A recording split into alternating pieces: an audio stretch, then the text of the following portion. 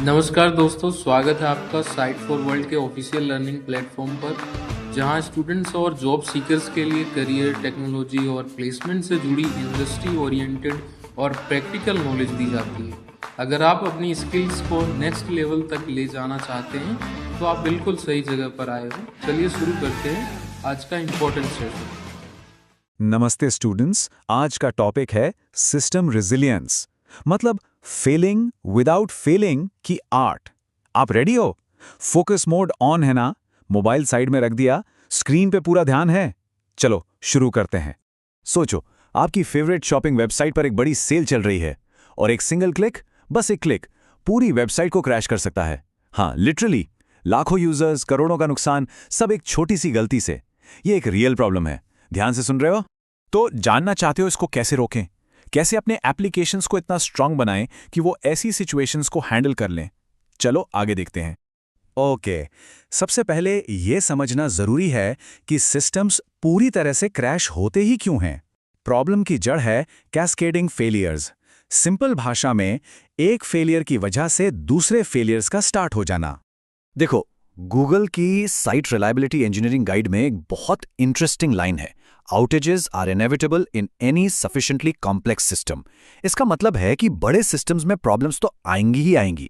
हम उन्हें पूरी तरह रोक नहीं सकते, पर हाँ, उनके इम्पैक्ट को कंट्रोल जरूर कर सकते हैं। समझ आ रहा है? असली प्रॉब्लम तब शुरू होती है जिसे टेक वर्ल्ड में थंडरिंग हर्ड या रीट्राई स्टॉर्म कहते हैं।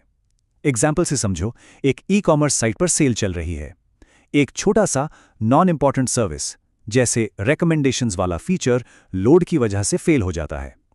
इसके बाद जो होता है ना, वो पूरे सिस्टम को नीचे ले आता है। ये बिल्कुल एक डोमिनो इफेक्ट की तरह काम करता है। स्टेप 1, एक छोटी सर्विस फेल हुई। स्टेप 2, यूजर्स के ब्राउजर्स उसे बार बार अग्रेसिव तरीके से रीट्राई करने लगते हैं। स्टेप 3, इन हजारों रीट्राइज से सर्वर के रिसोर्सेज जैसे सीपीयू और मेमोरी एग्जॉस्ट हो जाते हैं। स्टेप 4, रिजल्ट चेकआउट जैसे जरूरी फीचर्स भी फेल हो जाते हैं। और एंड में स्टेप 5, पूरी एप्लीकेशन ही डाउन। इस स्टेप का पर्पस समझ आया कि कैसे एक छोटी सी प्रॉब्लम पूरे सिस्टम को ले डूबती है। तो सोल्यूशन क्या है? सोल्यूशन है फेलिंग ग्रेसफुली। हम परफेक्शन के पीछे नहीं भागेंगे, बल्कि इम्परफेक्शन को ही अपने डिजाइन का हिस्सा बनाएंगे। रेडी हो नेक्स्ट स्टेप के लिए? यही है हमारा मेन कॉन्सेप्ट, ग्रेसफुल डिग्रेडेशन। मतलब सिस्टम पूरा क्रैश होने के बजाय अपनी फंक्शनैलिटी को थोड़ा कम कर लेता है, ताकि जो कोर फीचर्स हैं, जो सबसे इंपॉर्टेंट हैं, वो हमेशा ऑनलाइन रहें। फर्क बिल्कुल साफ है। एक तरफ है कैटास्ट्रॉफिक फेलियर, जहां सब कुछ 100% बंद।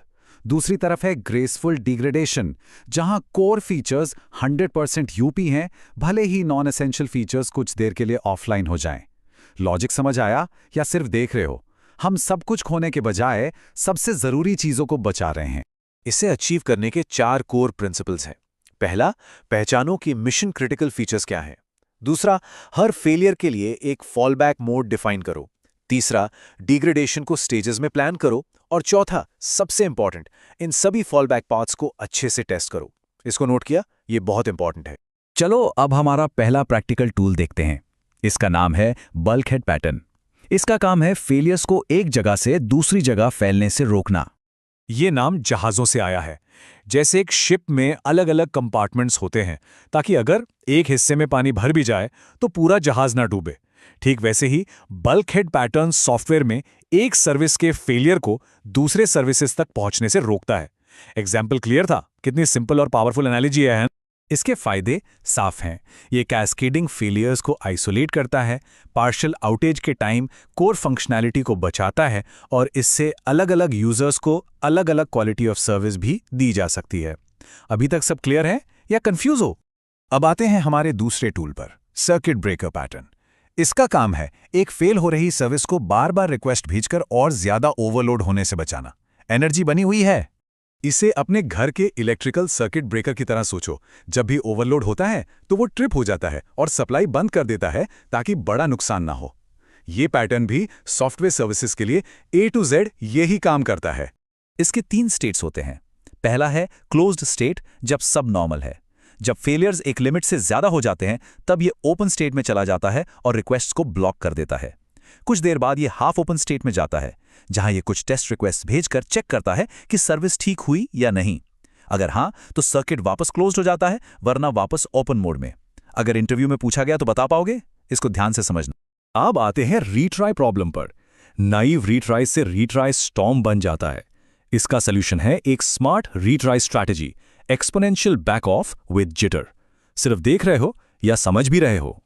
ये चार्ट देखो क्या होता है। नॉर्मल लोड ठीक है, इनिशियल ओवरलोड से प्रॉब्लम शुरू होती है, लेकिन जब बिना सोचे समझे रीट्राइज किए जाते हैं तो लोड अचानक से खतरनाक लेवल तक बढ़ जाता है।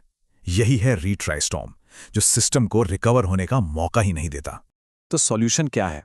Exponential back of with jitter. इसमें दो चीजें हैं।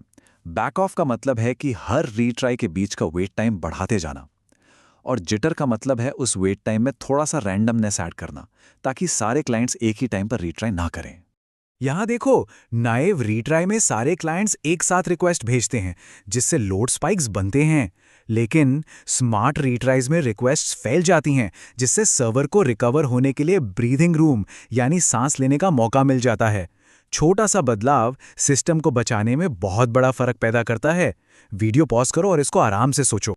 तो इन सारे टूल्स को मिलाकर हम एक ब्रिटल यानी नाजुक डिजाइन से एक रोबस्ट यानी मजबूत आर्किटेक्चर की तरफ बढ़ सकते हैं। ये गूगल का इंसिडेंट रिस्पांस फ्लो है। हमने जो पैटर्न सीखे, बल्कहेड, सर्किट ब्रेकर, स्मार्ट रीट्राइज, वो इस प्रोसेस के मिटिगेट और रिजॉल्व स्टेप्स को ऑटोमेट करते हैं। इनकी वजह से एक बड़ा इंसिडेंट एक छोटे मैनेजेबल इश्यू में बदल जाता है। रियल लाइफ में बड़ी कंपनीज ऐसे ही अपने सिस्टम्स को रिलायबल बनाती हैं। और अब एक सवाल आपके सोचने के लिए, आपके एप्लीकेशन या प्रोजेक्ट में इनमें से कौन सा रेजिलियंस पैटर्न मिसिंग है? इस पर सोचना जरूर।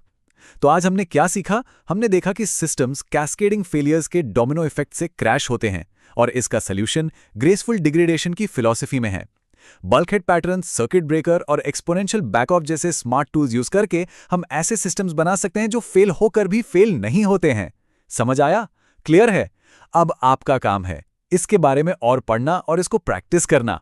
All the best. हमारे चैनल को सब्सक्राइब कीजिए और वीडियो को अपने दोस्तों के साथ शेयर जरूर कीजिए। कमेंट सेक्शन में अपना डाउट या नेक्स्ट टॉपिक लिखना मत भूलिएगा।